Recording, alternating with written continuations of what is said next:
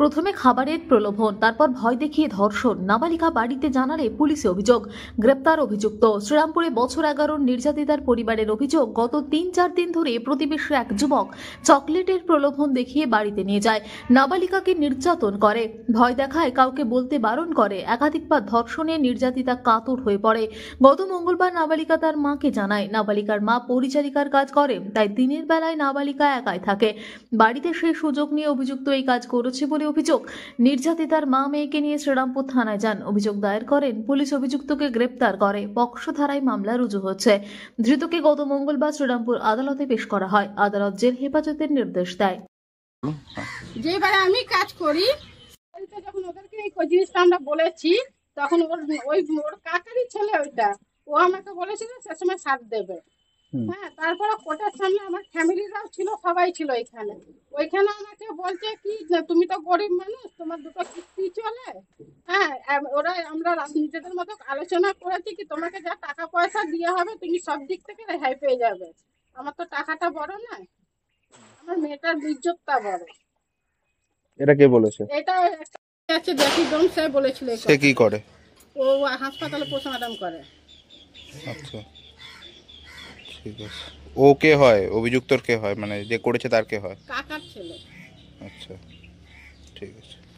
হয়েছিল কি শুনছো? আমি শুনছি স্যার, আপনার কিছুদিন আগের 3 দিন ধরে মেয়েটাকে বাড়িতে ডেকে নিয়ে যেত, নিয়ে গিয়ে হয়তো ধর্ষণ করছে, আমরা জানতে পারতাম না। 3-4 বার বলে করেছে এই কাজটা, নোংরামোটা। তারপরে কিছুদিন পরে পেটে যন্ত্রণা উঠেছে, তা উনি ওর মাকে বলে কি, বাচ্চাটা মাকে বলে কি, মা আমার পেটে একটু সমস্যা হচ্ছে। তো ডাক্তার দেখানো হলো রাত্রির বেলা, তো ওর মা বকাঝোকা করলো। তখন ও বললো কি না, আমার সঙ্গে এরম ওই টাকাটা করে। ডাক্তার দেখানো হলো, হসপিটাল থেকে বললো, থানায় পাঠালো, থানাতে রিপোর্ট হলো ছেলেটা এখানে ধর্ষণ হয়েছে বলে রিপোর্টে গেছে। এটা আমাদের কাছে পুলিশ কোনো রিপোর্ট জানাচ্ছে না। পুলিশকে আমরা বারবার করছি রিপোর্টগুলো আমাদের দিন। সবসময় কনস্টেবল একটা পাঠাচ্ছে, যে কোনো রিপোর্ট হচ্ছে কনস্টেবল করাচ্ছে, নিয়ে চলে এসছে, আমাদের দেখাচ্ছে না, কিছু বলছে না। এবং পুলিশ বলছে আমাদের তোমরা শান্তিভাবে থাকো, আমরা সব ব্যবস্থা করে দিচ্ছি। কিন্তু আজ 4 দিন হয়ে গেল মনে হয়, 4 দিন ধরে ছেলেটা লকআপে রয়েছে, 3-4 দিন হচ্ছে। তা এখনো কোনো কিছু আমরা নাই পাচ্ছি না। আমরা চাইছি যত তাড়াতাড়ি হোক ছেলেটাকে শাস্তি দেওয়ার চেষ্টা করুন। ডেকে নিয়ে যাওয়া হতো কি বলে? ডেকে নিয়ে যাওয়া হতো, হয়তো বলতো দুটো বিস্কুট দোকানে এনে দিবি, দুটো কিছু করে দিবি বাড়িতে, এই বলে ডেকে নিয়ে যেত। যখন ওর মা থাকতো না তখন ডেকে নিয়ে যেত। আচ্ছা, বাড়িতে কেউ থাকতো না তখন বাচ্চাটাকে ডেকে নিয়ে যেত। আচ্ছা। ওর বাড়িতে কি এর আগে আসা যাওয়া ছিল? আগে আসা যাওয়া ছিল। ওর মা নাকি এর আগে ওর বাড়িতে কাজ করতো। হ্যাঁ, কাজ করতো, কাজ ছেড়ে দিয়েছে, হয়তো বলছে কিছু টাকা পয়সাও পেতো, এই ধরনের কিছু একটা বলছে, সেগুলো তো আমরা জানি না। আপনাদের কি টাকা পয়সা কিছু অফার করা হয়েছে?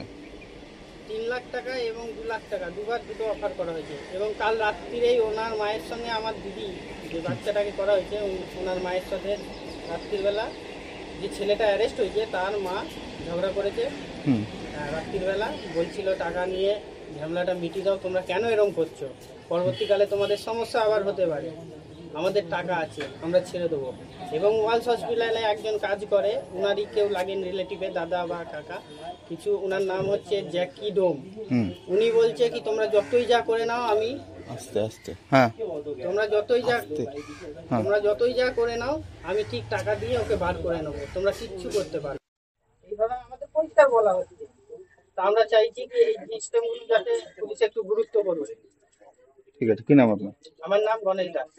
কে হন আপনি? আমি ওই মেয়েটার ভাগ্নি, আমার দিদির ভাই, মামা হন। মানে কি শুনলেন? যা শুনেছি আমরা খুবই খারাপই শুনেছি। ওইটুকুনি মেয়ের ওপর অত্যাচার করাটা খুবই মানে অস্বাভাবিক ব্যাপার। আজকে নিজেরও ওরকম একটা ওই বয়সেরই মেয়ে রয়েছে, কিন্তু এরকম যে কাজ করবে আমরা নিজেরাও ভাবতে পারিনি। কিন্তু আজকে যদি ওকে যদি এই কোর্টে যদি না বিচার করা হয়, প্রশাসন যদি কিছু না করে, তাহলে পরে আমাদের পাড়ায় যদি ওর টাকা নিয়ে, যদি ওরা টাকা নিয়ে কিছু করে ফেলে, আমাদের পাড়ায় কিন্তু খুব মারাত্মক ঘটনা ঘটে যাবে। এর তাহলে ও কি লাফাতে শুরু করে দেবে, এগুলো কিন্তু একদম ভালো না। বাচ্চাটিকে কি বলে ডেকে নিয়ে যাওয়া হয়েছিল? কাজ করার বায়না, তারপরে করে বলতো ওই বাচ্চাকে নিয়ে খেলার জন্য খেলার, দেখতে নিয়ে হ্যাঁ। যাওয়া হতো। এই যে দোকান এনে দে দোকানে এনে দে, আমার বাচ্চাকে নিয়ে খেলা দাঁড়ান কর। দাঁড়ান একজন বলুন। হ্যাঁ, একদম ভালো না।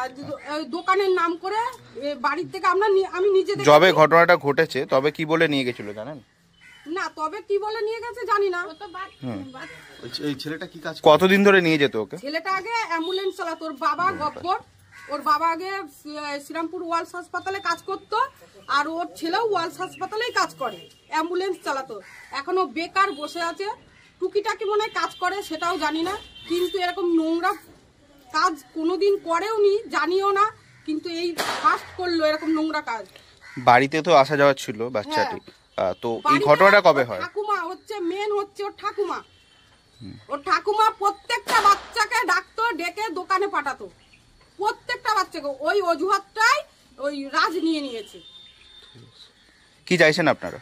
আমরা চাইছি শাস্তি চাই, আমরা আমরা শাস্তি চাই, কঠোর শাস্তি চাই, জানে পরবর্তীকালে কারুর মেয়ে কারুর বইয়ের ওপর জন্য এরকম না অত্যাচার করে ঘরে ঢুকে।